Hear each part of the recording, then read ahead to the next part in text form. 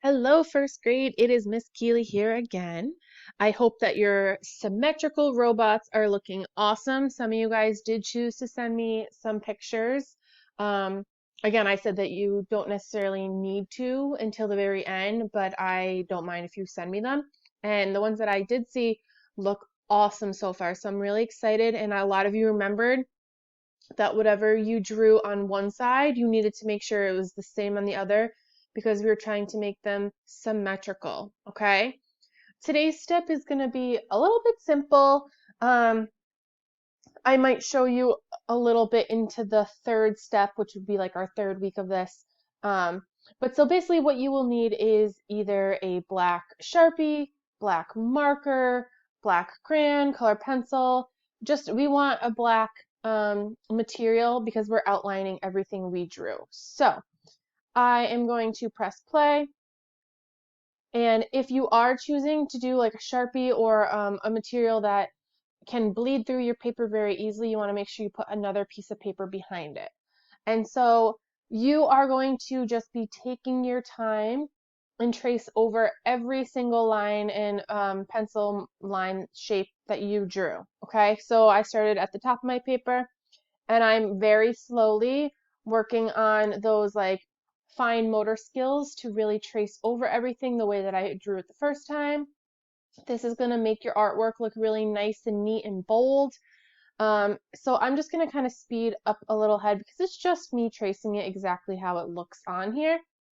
If you do not trace exactly on your pencil lines, that is okay, because you will go back at the end and erase it. And so again, you can see I'm really kind of taking my time. I know I'm pressing fast forward, but this I'm really making sure that I'm going slow, trying my best to keep it neat, get those nice straight lines. And so once you are all done tracing it, take an eraser and go back and erase those pencil marks that still show through. Again, I think I've said this to you guys before. This is showing craftsmanship, which means that you are taking the extra step to make sure that your artwork is neat and clean, and it helps your art look better, okay? So just take a couple extra seconds to erase those pencil marks. All right. And so you can have the choice. You could either stop here and have this be kind of it for the week, because again, I don't want to give you guys too much work. I know that you have a lot of other things going on. But if you do want, I'll show you the next step of the project.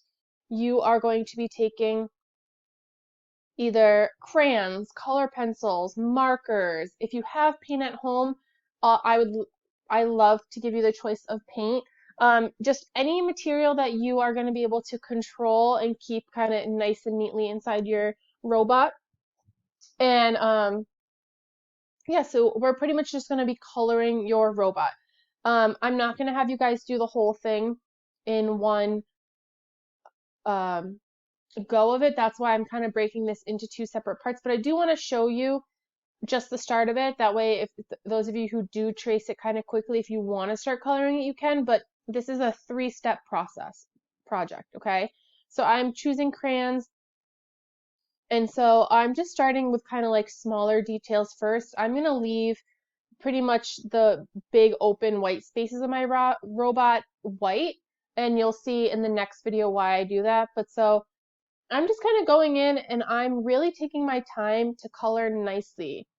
I have said to you guys all year that you're in first grade, you should not be scribble scrabbling anymore. You should be able to fill in all your white spots, okay? And so you can see I'm doing, if I were to have this drawn right down the middle, I'm making all my colors the same on both sides, okay? So I did purple, little like bolts for the ears on both sides, 2 yellow eyes, um, pink hearts, orange buttons, yellow buttons. They're exactly the same on both sides, okay? So if you want to start to color a little bit of the details, you can. Just remember it should be symmetrical, same on both sides. And then I'm going to show you guys kind of my next process of coloring next week, okay? Because again, I don't want to give you guys too much to do all at once. So I will chat with you in the next video and have fun with this one.